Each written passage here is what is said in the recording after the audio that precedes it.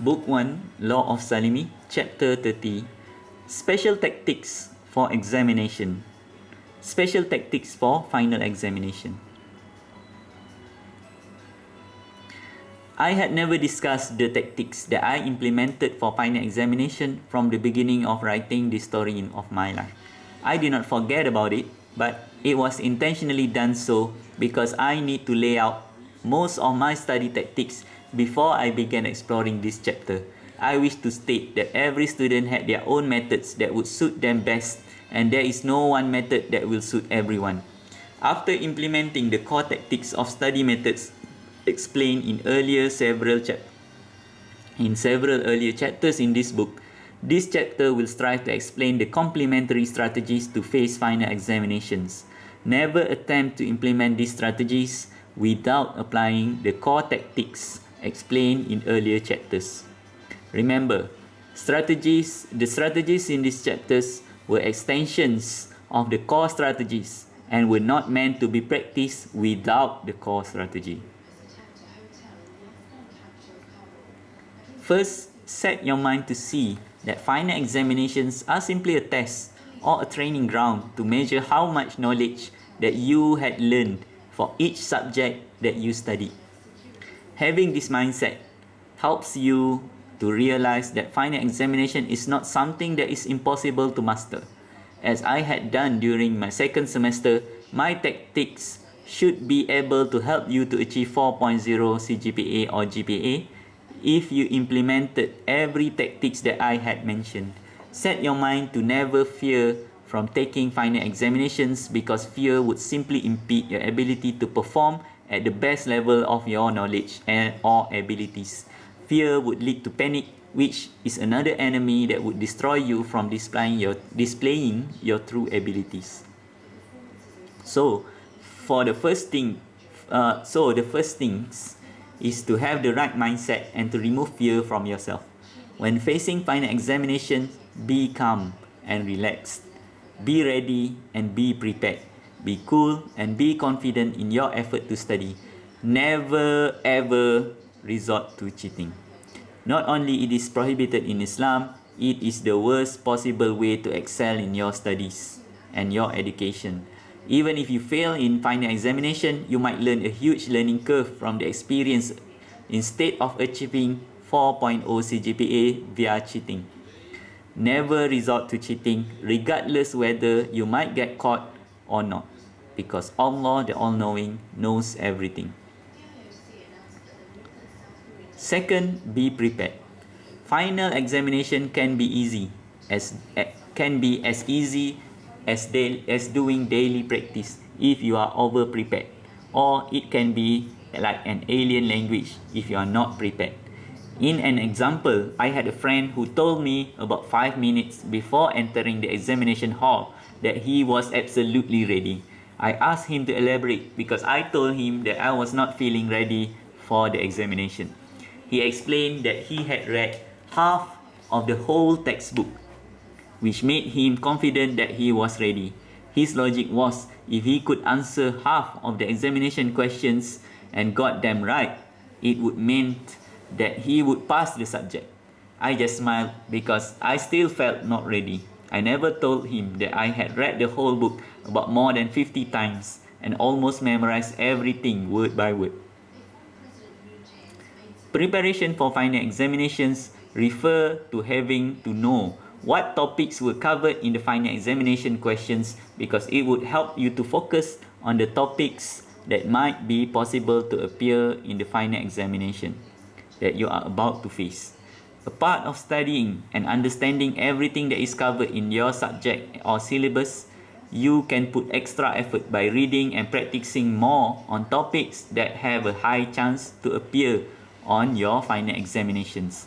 In addition, you should try to practice using notepads that are very similar to the answer scripts provided by the institution of learning where you are from. In my experience, I knew that UiTM campus Manggatal had approximately 32 pages of the answer script. Moreover, each A4 size pages had about 20 lines. Having the detailed knowledge helps you to be ready and remain calm during the final examination process. Along with these preparations, practicing with past final examination papers would be able to accurately gauge your ability whether you can answer the final examination questions. I always practice with 5 or more past final examination questions continuously to train myself as well as build up my endurance and speed. Having the endurance and speed helps you remain calm, knowing you had 90 minutes to answer each examination paper after you had practiced on your own for 5 to 6 hours straight. It has the same analogy that if you jog 20 kilometers regularly, you can easily win a 10-kilometer tournament. The same theory applies to final examinations. If you regularly practice to answer past final examination questions for 6 hours straight, answering your final examination would be very easy and very annoyingly simple. During my studies, in one of the accounting papers, I had to raise my hand in the final examination to ensure that I had the right examination questions. When the lecturer came and checked on my paper, she said that I had the same one as everyone else. She asked me why I asked the questions. I replied, it seemed too easy compared to the past 10 years of questions that I had practiced. The lecturer just left me smiling and probably pissed off from my answers. In that particular paper, I got A+ in the accounting 2 subject that had been my weakest subject. Moreover, never forget to have a good night rest and by having adequate sleep at least the night before the final examination. You might not want to experience the blackout or blank in your mind while the examinations is going on. Third, always begin with a prayer or dua. I always pray to Allah so that everything that I had studied can be applied during the final examinations. If you had spent ample time to study, God will bring you the ability to answer correctly and calmly based on the effort that you had exerted in your studies. If you do not pray to Allah, try to meditate and calm yourself before the examination starts. Never waste any time while the examination had already begun. There is a serious differences between being calm, smart and prepared as compared to panicky, stupid and unprepared. Meditating while the clock is ticking would clearly represent the latter. Before the examination begins, while you are waiting to enter the examination hall, do not waste your time chatting with your friends because it might distract your focus and calmness. I always spend my time reading my summarized notes quickly and never spoke to anyone. Obviously, I had studied on the subject, but while waiting to enter the final examination hall, I prefer to wait until everyone else had entered. Then only I began to enter. I do not like to spend time observing other students or chatting about trivial things. I always remain focused until I entered the examination hall and start the examination. Distractions can cause you to become nervous and in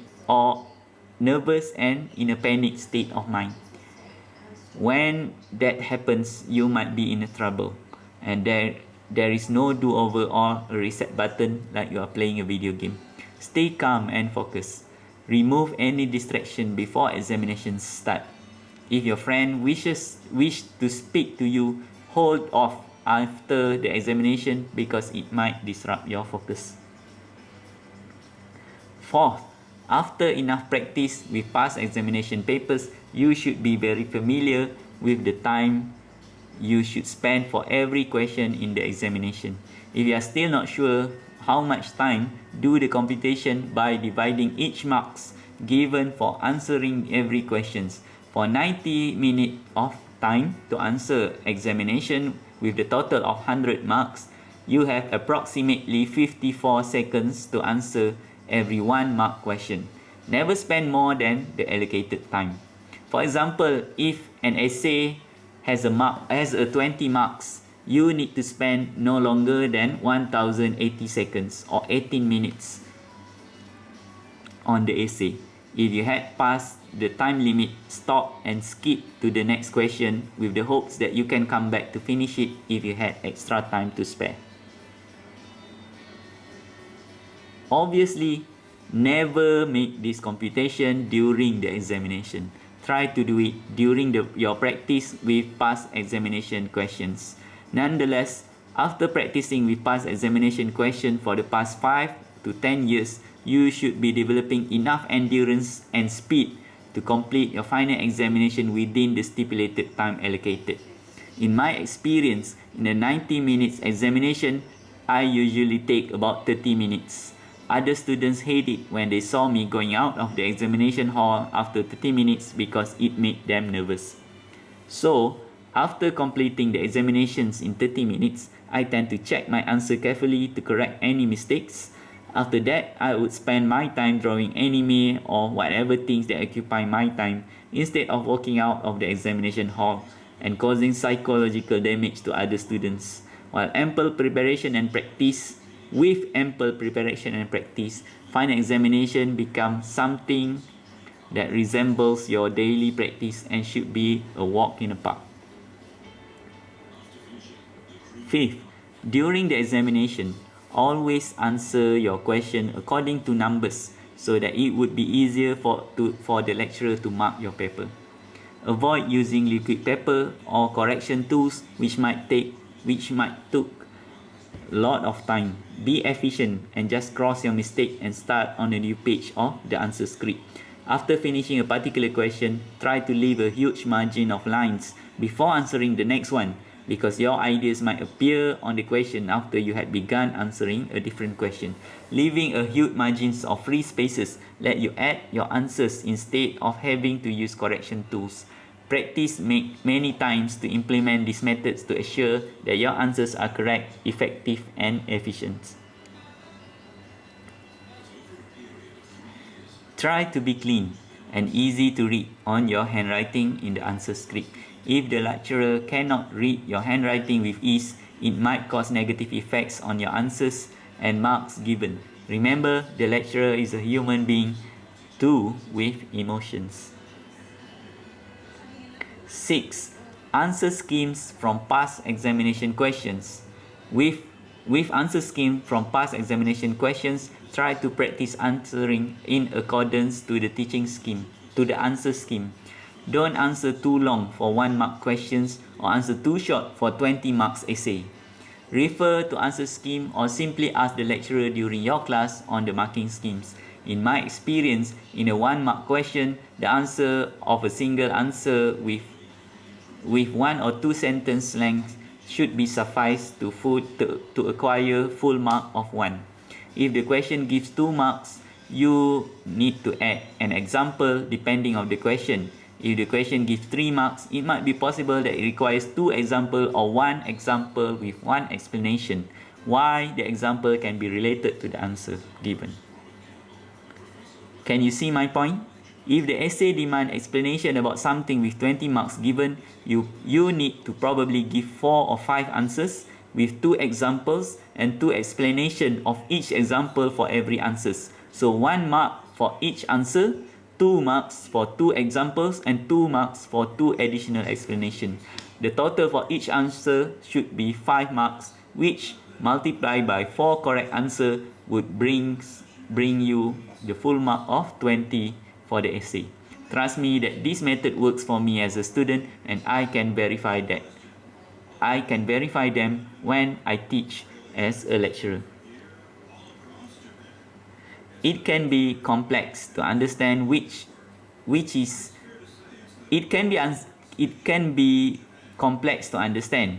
why I require the students to do a lot of practice using final examination questions. With adequate practice, any student should be able to answer questions and the final examination question with ease and achieve 4.0 CGPA if they so wishes.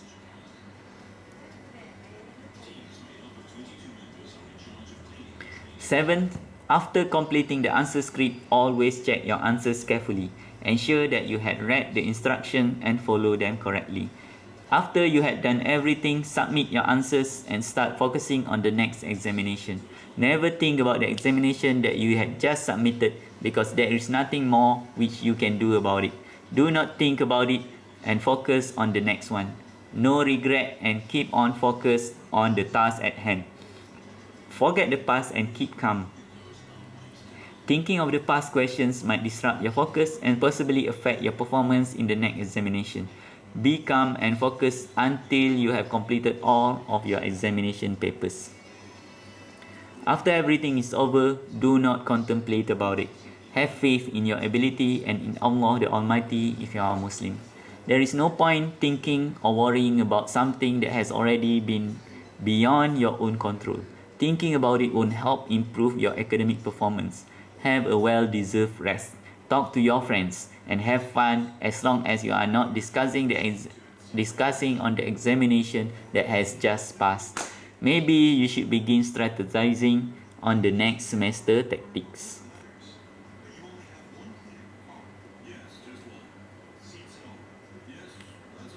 Obviously, I could go on with hundreds more tactics for students, but for this chapter, the explored method here should be enough to secure a 4.0 CGPA if you put enough practice. Everything mentioned here can be extremely easy and fun when you have passion for knowledge and learning. Have you managed to develop such passion after reading my story up to this point? Has my method inspired you? Not yet? Don't worry, I was only 19 years old during my third semester studying at UiTM campus Menggata. My story has just started. There is a lot more time to develop the passion for knowledge. Keep spirited and keep on reading. Be excited. Try to enjoy every steps of the journey in life and have fun. For those who wish to learn more about more detailed tactics to answer final examination and achieve great result as a student, I intend to write a whole book focusing only on the tactics as a student. Let me know if you wish for the book, because I might write the book focus on tactics instead of other genre of writing that I might pursue on. Contact me at my Facebook page Azim Salimi bin Luqman, or email me at azimsalimi@yahoo.com. If you wish for my other genre that you might be interested in my future books, let me know too, because I might shift my focus based on the desired field of knowledge requested by my readers. I strive to write numerous books over various genres of writing, as long as it is within the teachings of Islam. Ever read a book about love story from the perspective of Islam? Ever wonder how the theory of ancient alien with the knowledge of Islamic teachings introduced to it? What about science fiction with the core knowledge of Islam and the true essence and spirits of Islam, TESI, at its core concept? Do the knowledge of science withstand the principle of Islamic teachings? What about the theory of metaphysics from the perspective of Islam and Maqasid Sharia? I reckon these will introduce a new philosophical genre of writing and knowledge, where most great Islamic scholars who are truly specialists in specific field of knowledge in Islam are able to explore, whereas our past great Muslim scholars in the golden age of Islam once did. Anyway, I think that ends the chapter, and hope to see you again in the next one. Thank you for listening and hope to see you in the next chapter. Thank you very much.